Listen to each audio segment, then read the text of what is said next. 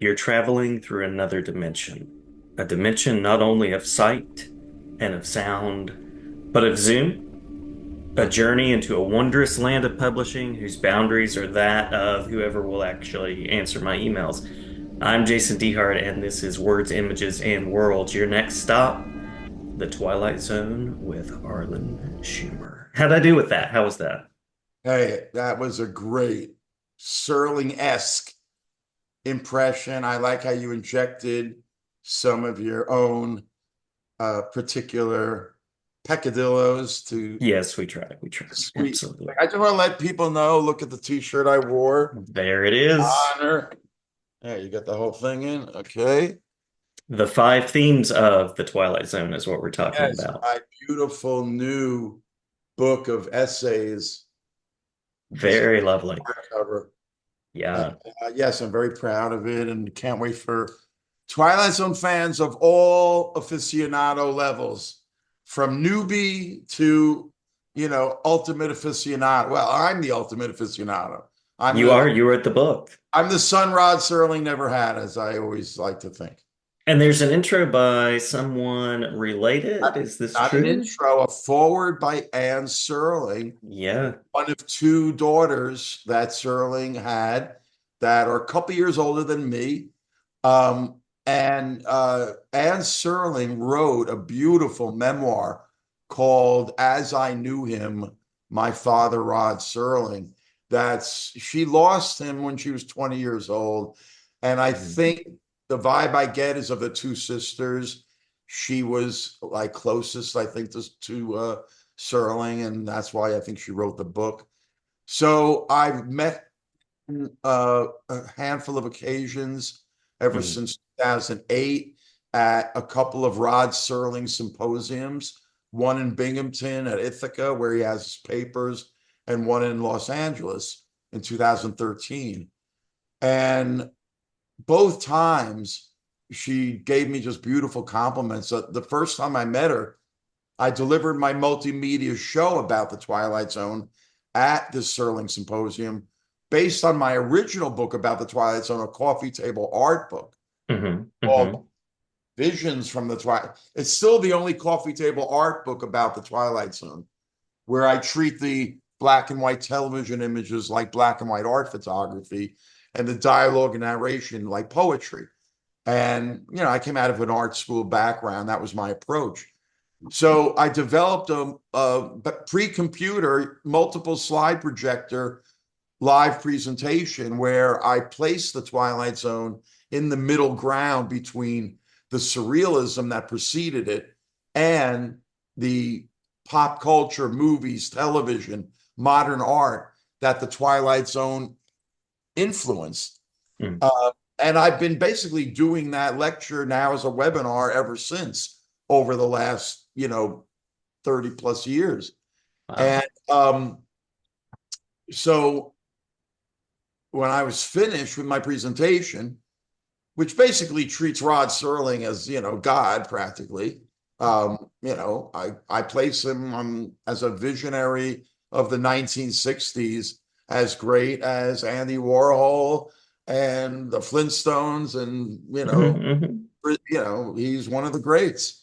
Not only the greatest American television writer of the 20th century, but he should really be treated as one of the greatest American writers, period, of the 20th century, which is how I treat him.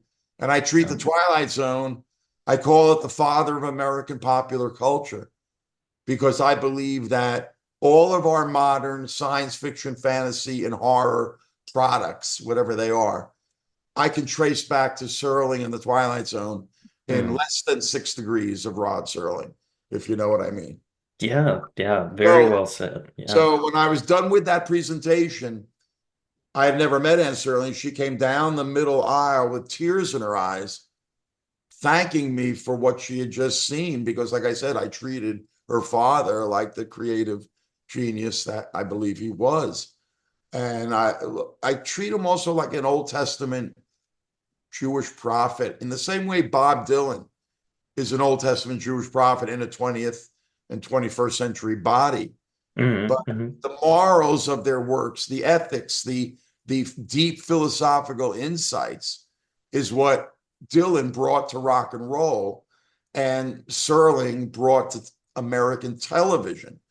Both genres and mediums were disrespected by the American critical elite.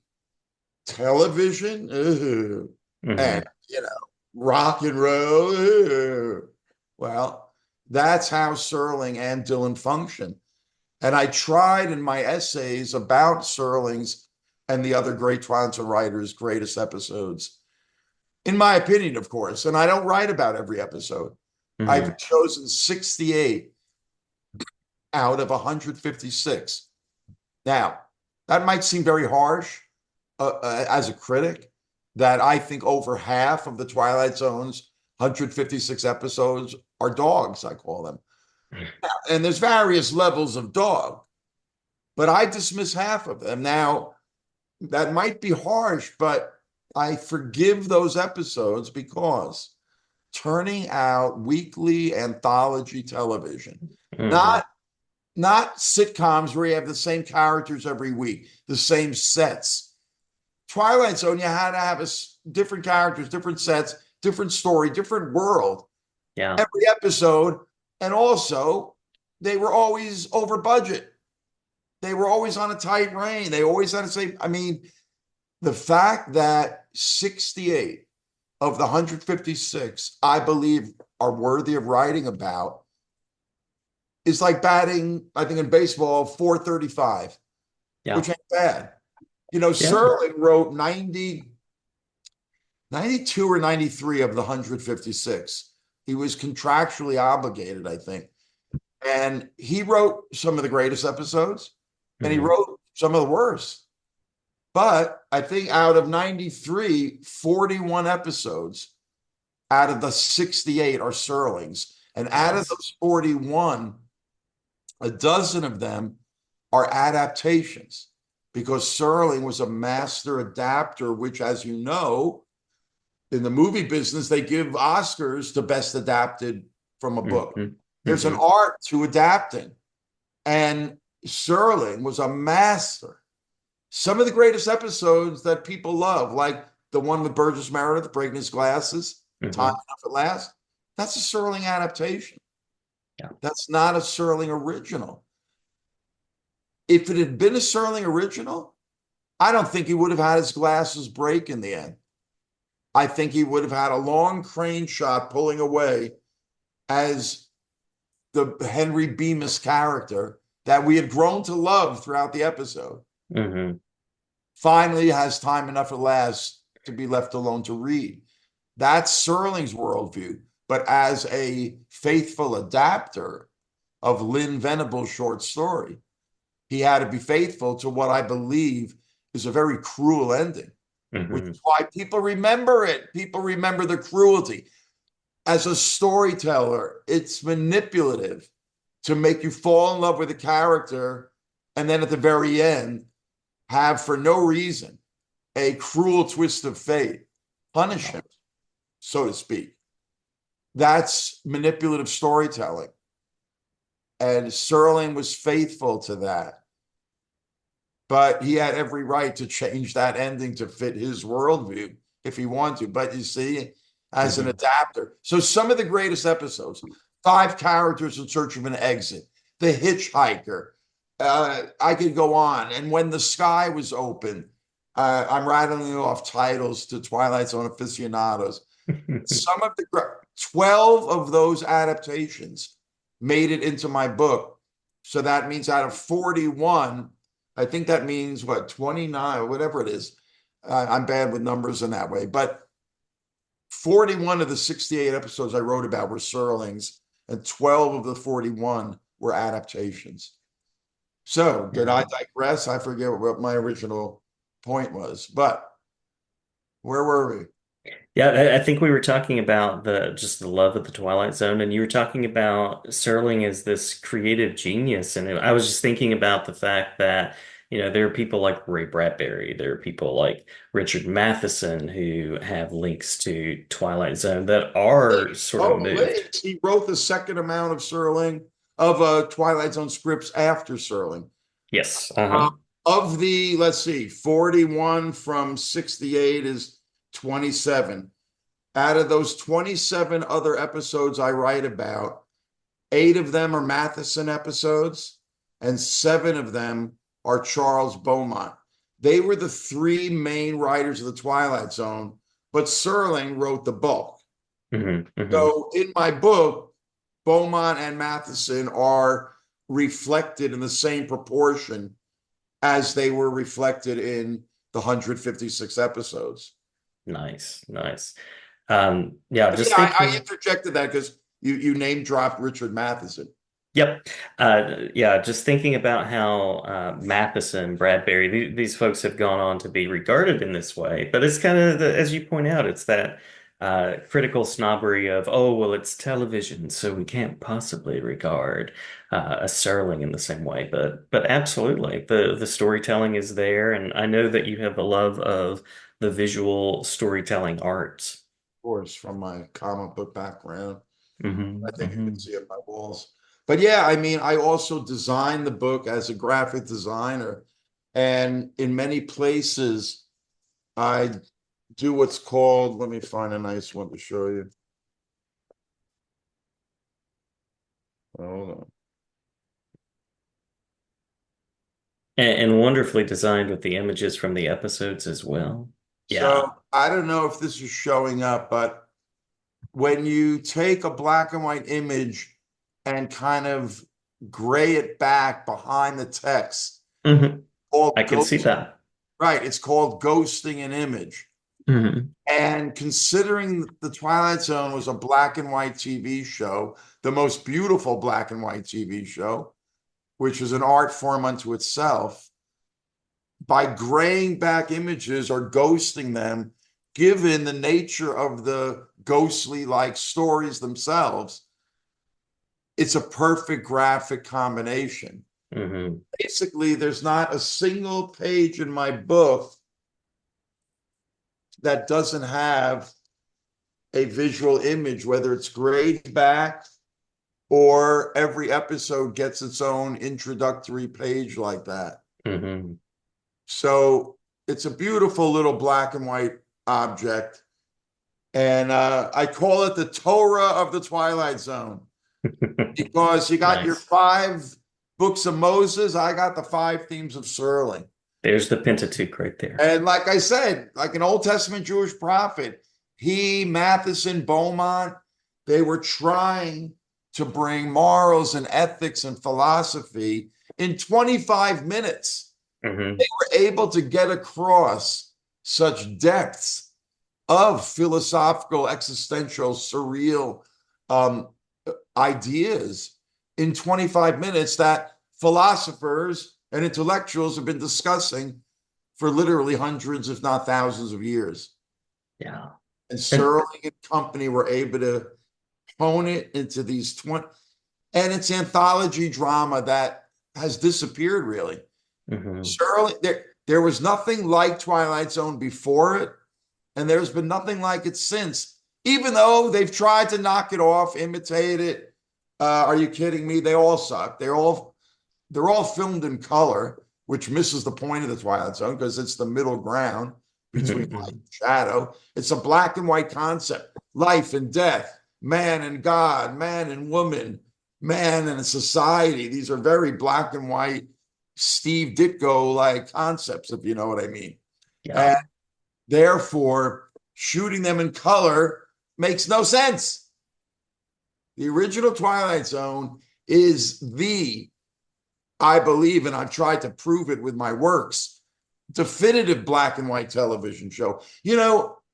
Even as a kid, when you flipped the dial looking for a show to watch, when you landed on Twilight Zone, there was something about it that you knew you were on Twilight Zone. It hmm doesn't look like I Love Lucy or The Honeymooners. It has a look. And you know why? It was filmed. That's why the Blu-ray versions you can get now on disc, they look like they were filmed yesterday in the East Village in some experimental theater, in black and white. Yeah. Um, Yeah. so, they were perfect. And that's what Serling and company, the director of photography, the individual directors, they knew they were shooting for a black and white box, not a giant, touchscreen. Yeah. And therefore, the Twilight Zone is definitive in terms of the close-up. We talk about TV. It's not like big screen films. Hmm. Hmm. TV is about the close-up. The Twilight Zone has, again, the definitive close-ups, starting with the very first episode. Where is everybody? About the guy trapped in a deserted town. And the close-ups in that episode alone are like striking. Yeah. And they're Yeah. striking because nobody had ever done close-ups like that, understanding the television limitations and possibilities. Hmm. And that Hmm. was the visuals. Serling and Matheson and Beaumont and others understood the potential of a 25-minute anthology drama episode and what they could do with it. And Yeah. Serling was like the architect who understood, you watch some of these episodes, Jason, and it's like within 30 seconds, somehow, they've already sucked you into the plot, into the situation. Hmm. I mean, if I were teaching young directors in film school or whatever, of like how to tell a story tersely without any fat, no excess, these Twilight Zone episodes are like primers Yeah. on how Yeah. to get in, lay down a premise that makes you go, what? Play it out, build to a halfway point. Most of these episodes are like 2-act plays filmed for television. Hmm. Hmm. They're not location shootings. They're very stylized pieces of theatrical drama on very simple, sparse sets. Hmm. It makes the television set like a black and white puppet theater almost, which is, of course, ironic given a handful of episodes were about puppets coming to life, right? Yeah. So Yeah. they understood how to tell these stories. So, yes, you get to the halfway point on a little cliffhanger. You come back, act two, you build to the climax. Every episode had the great twist ending, like O. Henry from Hmm. literature. And listen, Alfred Hitchcock had twist endings that precedes Twilight Zone by a few years. Okay, so Serling didn't invent the twist ending, but man, did he perfect it. Yeah. The Yeah. great, if you think about the great twist endings on Alfred Hitchcock, you got to stop and think. Now, let's see, what were the great twist endings?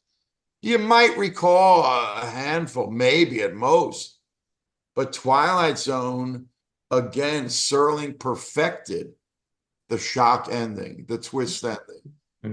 whatever you want to call it.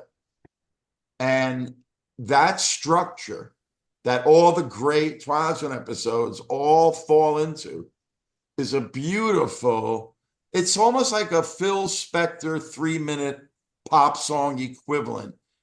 In music, Phil Spector and those singles by the Ronettes and the girl groups and the one-hit wonders and the Righteous Brothers, You've Lost That Love and Fear. He perfected the 3-minute pop song.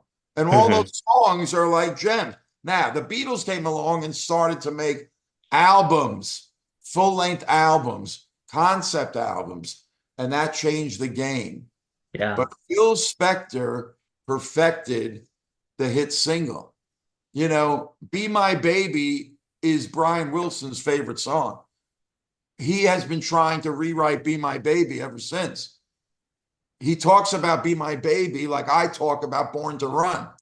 Know what I mean? And Hmm. Hmm. Don't Worry Baby was his take on Be My Baby. Yeah. Anyway, I digress. My point is, after Twilight Zone, all drama became 1 hour, and Hmm. half hours were left to sitcoms mostly. the half-hour anthology drama, not even just a half-hour recurring drama with the same characters like a sitcom. Half-hour anthology drama after Twilight Zone seemed to disappear. So, like I said, Serling perfected the form. It never existed that perfectly before, and it hasn't existed since. And all the remakes suck. Have you seen Black Mirror? Have I you heard? actually haven't. I haven't seen Black Hey, Mirror. Is Jason, it close? what do you call your thing? Books and worlds, worlds and worlds within books. Words, images, and worlds. Yeah. Okay. Black Mirror is the only television show. They've made about 40 episodes of various lengths since Mhm. 2015 or something. Comes from England. It's on Netflix now. Um, it's all about technology in the 21st century run amok. Mhm. So all the stories share the technology theme. But it was quickly branded the 21st century Twilight Zone. So I checked it out. Out Mhm. of 40 episodes, it's got a share of clunkers, just like Twilight Zone. But I would say there's one handful of great episodes that you should probably watch as a lover of science fiction, fantasy, and horror. I Uh, shall look them up. the reason why I'm able to give it the respect that I've given no other post Twilight Zone show is because it comes out of an individual aesthetic, just like Serling's did. Is Mhm. this guy, Charlie Brooker, English writer. Check out his background. He's written a bunch of things. And Black Mirror is he's like the showrunner in a sense, just Nice. like Serling was the original showrunner. So yeah, judge for yourself whether you think, but again, it's the individual aesthetic. I wish David Lynch was given the Twilight Zone to redo. Yeah, So, no. because I only ever talk about the original Twilight Zone, Yeah. Yeah. 1959 to 1964, four half-hour seasons, one 1 hour season, which mostly sucked. I only write about 3 of those 18 episodes. Were They were you all a padded. They were all padded, just like Outer Limits was padded. And I'm sure Outer Limits fans are like, oh, no. yeah. I would like to, Alfred Hitchcock went to 1 hour for a few years. Nobody remembers those episodes. There was something about anthology drama that Mhm. worked in that half-hour format, Jason. It doesn't work over an hour. The suspense, it literally wears thin. You fill the hour up with talking heads. Mhm. Mhm. People might love Outer Limits. I don't care. I would take the 1 hour Twilight Zones, the 1 hour Outer Limits, the 1 hour Alfred Hitchcocks. I would hire a professional television editor with the dictum, bring these all down to a half hour. And Yeah. I guarantee you they would all be infinitely more watchable than they are now. As my preaching professor once said, brevity with clarity is a virtue. Listen, again, certain things work over an hour. Mhm. It's all in what you do and how you do it. And like I said, 3 episodes out of the 18 that they made for Twilight Zone, I wrote about, meaning they were worthy of the hour. Mhm. You Mhm. know what I mean? And even one of them, I would think was still a little padded. You Yeah. know? But Yeah. yeah, if the aliens came down and said we have room on our Earth spaceship for one television show, what are you going to give them, Jason? I'm not going to give them Absolutely. Sopranos. I'm not going to give them Breaking Bad. Twilight Zone. I'm not going to give them a Seinfeld, even though I love Seinfeld or I Love Lucy or whatever. I'm giving them about 25 half-hour Twilight Zones, none of the hours. Yeah. And those 25 are my 25, not yours or somebody else's. Mhm. But Mhm. I believe those 25 episodes would tell the aliens everything they needed to know about Earth and Yeah. its people and what makes us tick. Because all the great storytelling themes down through history, going back to, Homer and the Iliad and all those early stories, all the great themes are in these 25-minute, half-hour episodes. Yeah. life and death, good and evil, man and God, man and society, man and woman, religion, Hmm. morality, ethics, superstition, you name it. They're in these episodes. And I think it was Earl Hamner, one of the writers of Twilight Zone, after Matheson and Beaumont. I think I write about two of his episodes, maybe. Yeah, two of his eight. In the end, he was asked by, I think, Mark Zickery, who wrote the Twilight Zone Companion, the first book about the show. And he said, they're simply great stories well told. And Hmm. that's true, but they're great stories well told on the medium of television, which is Yeah. crucial to its success. These were not movies, these were not graphic novels, they were television shows, which, if you treat the television show as different from a movie screen show, the medium is the message. And, you know, you tell a story to fit the space you're given. Hmm. If you're given a live stage, your job as a creator is to tell a story appropriate to the benefits and the limitations of a stage. If you're given a movie budget and location shooting and you can go anywhere in the world, then you come up with a story that takes advantage of the venue. Hmm. But if you're given a small black and white box, you've got to tell stories for a small black and white box. Yeah. That's what makes the Twilight Zone episodes that I write about, that I include in my book, the ones I would give to the aliens, they are perfect stories for television, for that 25-minute format. They are perfect. They're gems and they're primers on the art of storytelling. And the concepts, the plots, the themes that I write about in my essays, I try to be faithful to the greatness of those plots and themes. And if I've done my job well, Jason, whether you're an aficionado of the Twilight Zone and you know these episodes like I know them, I've seen them 1,000 times, both proverbially and literally, I think, by this point. Hmm. And I know there are fans of the show that have seen the episodes more than me, maybe. But, you know, if you're a newbie or you're vaguely familiar with the Twilight Zone, it doesn't matter. If I've done my job right, even the most aficionado of aficionados, I believe, or I have confidence that even those fans, they're either going to glean something, learn something, feel something Hmm. from my essays about those episodes that they may never have gleaned or felt or thought about before. And that's the aficionados. Hmm. Imagine the casual Twilight Zone fans and newbies. I'm going to blow their minds. And the way I recommend people getting my book, treat it like a viewer's guide. It's Hmm. a perfect show for your significant other to share a television viewing experience, which for all the couples out there, I know they all need it. I was once a couple myself. You need that TV show you can share, right?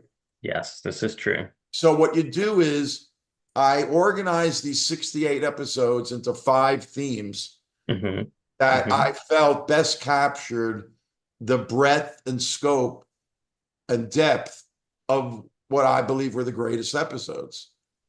And they ended up being, in order in the book, Science and Superstition, named Hmm. after the way Serling says it's the middle ground between light and shadow, between science and superstition. And that's, of course, all these science fiction episodes. A lot of people think the Twilight Zone was just a science fiction show. Yeah, it had a lot of science fiction episodes, but it was more than that. Um, Next chapter is called not chapter. The next theme I call Suburban Nightmares.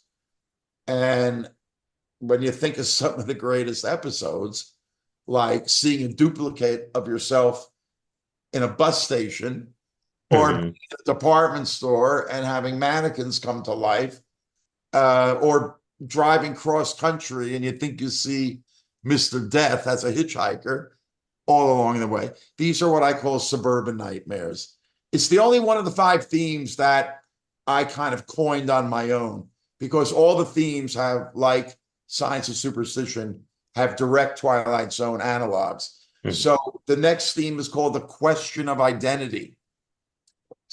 I think 18 episodes are represented in that chapter, in that theme. And so many of the greatest Twilight Zone episodes deal with this very existential, again, for American television in the early 60s, when every third show, and I'm not exaggerating, was a Western, Jason. Yeah. And that might even be generous. You know what I mean? But literally, there were so many Westerns on television. And the other shows left were sitcoms or whatever. And then in the middle of that bouillabaisse of bullshit, the Twilight Zone appears somehow. They must have seemed like transmissions from outer space, these episodes. In the middle of that, middle ground miasma of I'm trying to be alliterative here. Oh, Someone, you're doing a great job. I love thank you, that. thank you. But you know what I mean? The Twilight Zone, Hmm. the famous quote by the FCC chairman, Newton Minow, sounds like an Ayn Rand character, Newton Minow. That does. That really Famous does. quote, television was a vast wasteland. Uh-huh. Quote. Most people don't realize the rest of the interview. He said, yeah, it's a vast wasteland, except for a couple of shows like The Twilight Zone. Nice. That It was is the a famous glimmer. quote. So, yeah, so in the middle of that junk, you get The Twilight Zone, these episodes. Uh, Again, I don't know where I was going with this. Oh, so You the were final, on theme oh, yeah. three, I Okay, think. so question of identity. Hmm. Literally existential, philosophical episodes about the nature of our very identity. That people can watch at home on the television. I mean, after this cookie cutter Western, now let's watch an existential episode about the nature of identity. I mean, Yeah. in 1961, are you kidding me? So that's theme number three. Then you have one of Serling's most recurring themes that I call Obsolete Man, which is named after a specific episode called The Obsolete Man.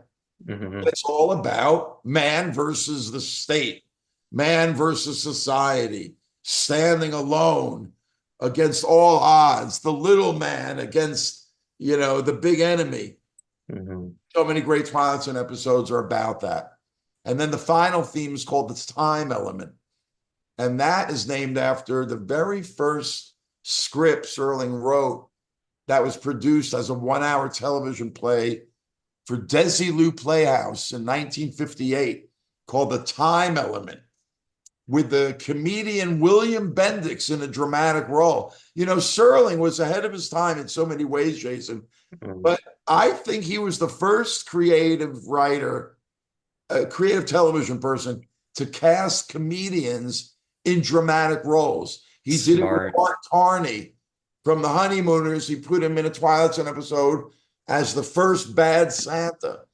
Hmm. Serling's Christmas episode. By the way, Serling, it's his centennial this year, born on Christmas Day. Nice Jewish Oh. boy. Nice Jewish boy born on Christmas Day. Yes. So, and then he cast Jonathan Winters, the comedian, in a dramatic role in a great Twilight Zone episode that I write about in my book. But yeah, so Serling did that, and it was called The Time Element, about a guy that thinks he's back in Pearl Harbor days, and he can't remember, and he's talking to a psychiatrist. And yeah, by the end of the episode, he sees the psychiatrist sees the guy's picture on a wall of people that died at Pearl Harbor.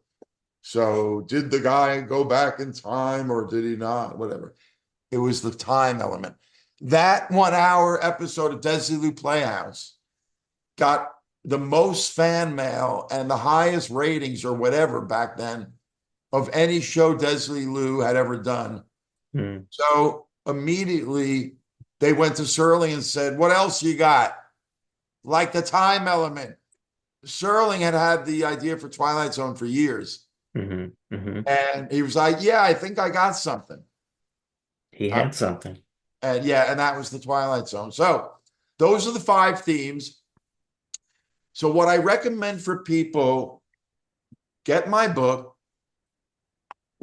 The Twilight Zone streams on Paramount Plus. Hmm. Or you can buy it on DVD, on Blu-ray DVD. It's a lovely set. I've seen it. My parents have it, by the way. But do you have it? I don't have the DVD, no, but I do the Well, guess streaming. what, Busby Berkeley? This one's for you then. Get the book. I'm going to send you a book. Get Paramount Plus or buy the DVDs. You won't regret it. Watch the episodes in the order that I arranged them in my book via the themes, Mm-hmm.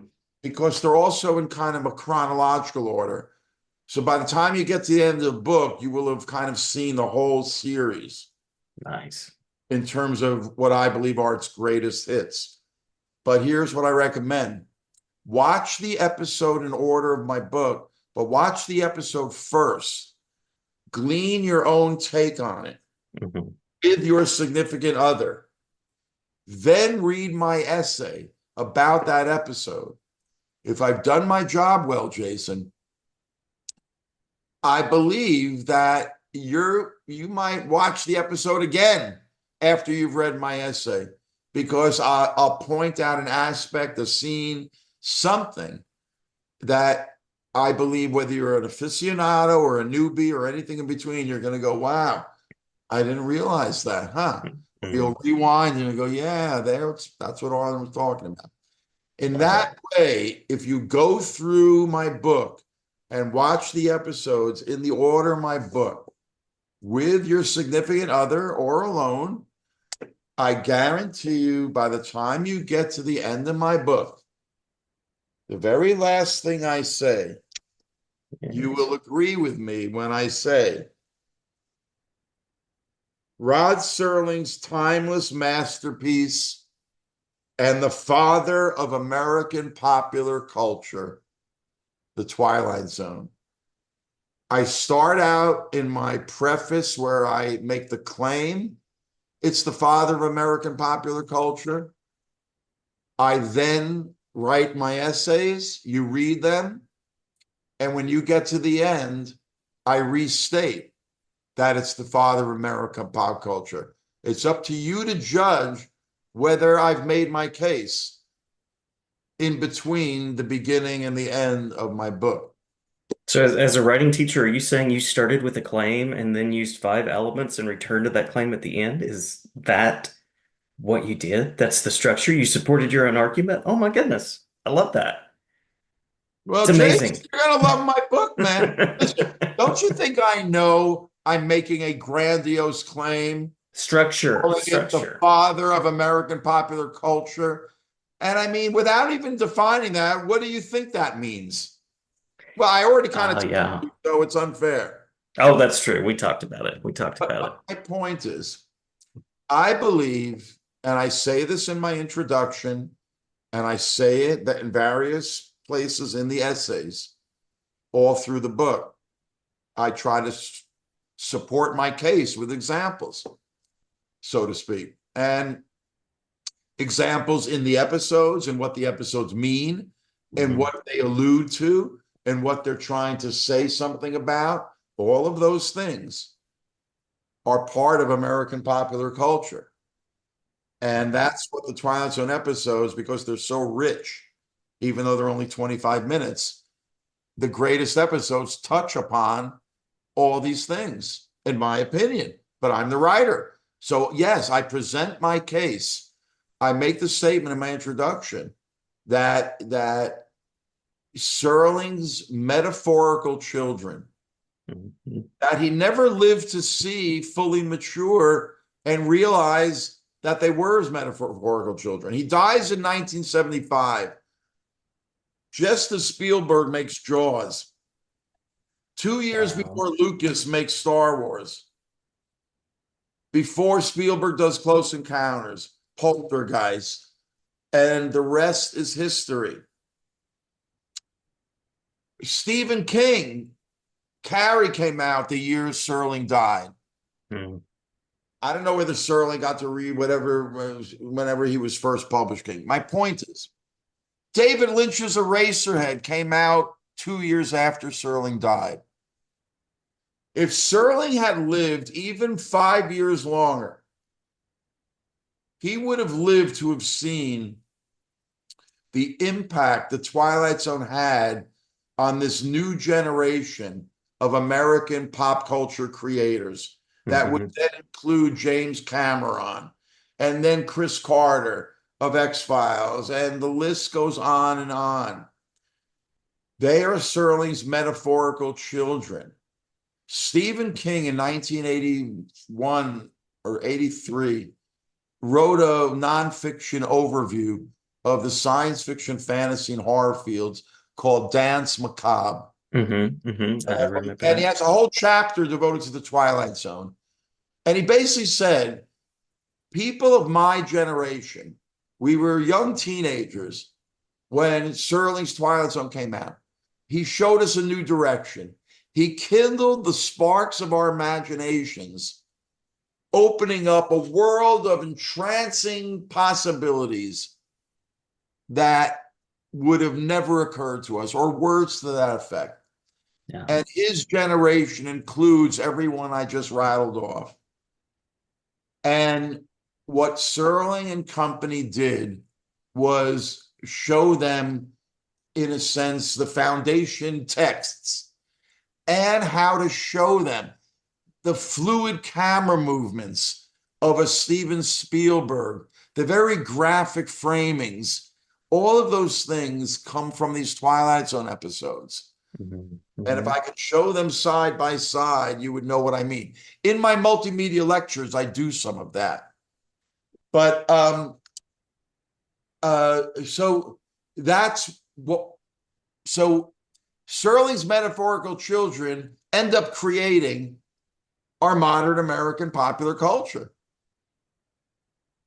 And like I said, you name it, and chances are I can trace it back within 6 degrees of Serling back to a Twilight Zone episode.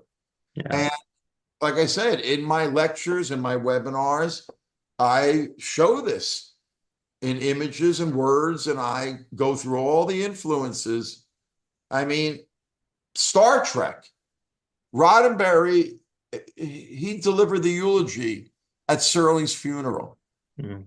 And he basically said, without Rod Serling blazing the trail of serious science fiction on television and the issues and the ideas that he explored, and I'm paraphrasing, Star Trek would have been a glimmer in my eye. When Mm. you think about the diversity casting of Star Trek, the original, that was one of the fames of the show. Hmm. Who do you think blazed that trail? Serling. He cast Black people in dramatic roles on Twilight Zone in 1960 when there were no Black people on television. Mm. He cast women in dramatic roles as single women, as independent women. I mean, there's one episode about a young artist living in New York City. This is 1961. There were no women artists living in New York City in dramatic shows. Mm. Yeah. So Mm. Serling had two daughters of his own. He probably just thought, hey, why not? They're people. But these were ideas in the early 60s that made Serling a visionary. Hmm. And all of the issues of the 60s, of the counterculture, about the materialist society we live in, and all the core issues that the counterculture rebelled against, Serling laid those issues out in these Twilight Zone episodes in the early 60s. If you were watching Twilight Zone and you were 10 years old in 1960, and you were being shown these episodes about racism, bigotry, war, about the evils of society, the downside of this post-war materialist work ethic, that Hmm. all these Twilight Zone men were crumbling under the pressure. These were ideas and issues that would play out years later in the 60s and become the core of the counterculture. If you were, Twilight Zone was a what if show. Hmm. What if there wasn't racism?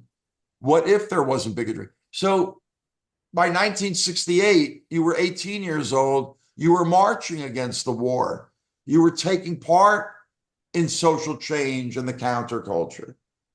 And that's what the Twilight Zone fomented with Serling as, again, what Bob Dylan brought to rock and roll.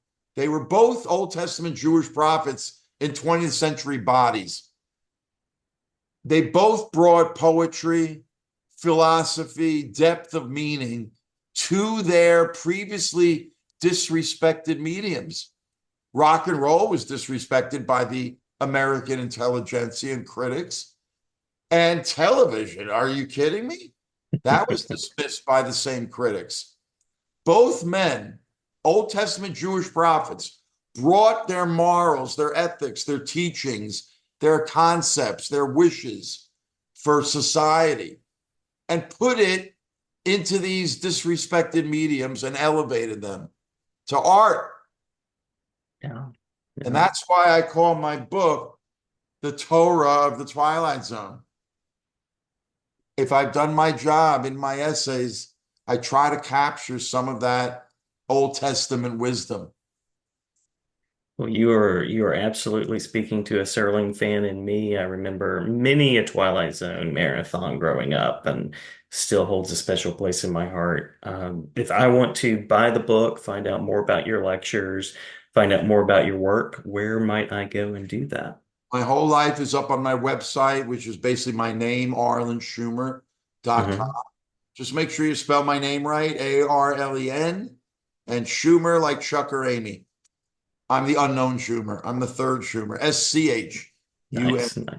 But arlenschumer.com, you'll see I have a separate page for my Twilight Zone works. I've got a separate page just devoted to the book where you can buy a signed hardcover directly from me. And I'm doing a couple of events here and there. I'll be in New York City at the end of November. I think the Hmm. Sunday before Thanksgiving at the best pop culture comic book store in the city called Forbidden Planet, Yes, Forbidden right off Planet. of I know Union it. Square. So I think it's November 24th from 5 to 7. I'm assuming, Jason, this episode will air way before that. Yes, absolutely. And Absolutely. We'll have it out in time for Halloween. Oh, perfect. Yeah. You're in the Westport area, Westport, Connecticut, where I live and where Serling lived in the 50s before he went out to LA to do the Twilight Zone. Um, I'll be at a beautiful little bookshop for an intimate little presentation and book signing Mhm. on Thursday, November 7th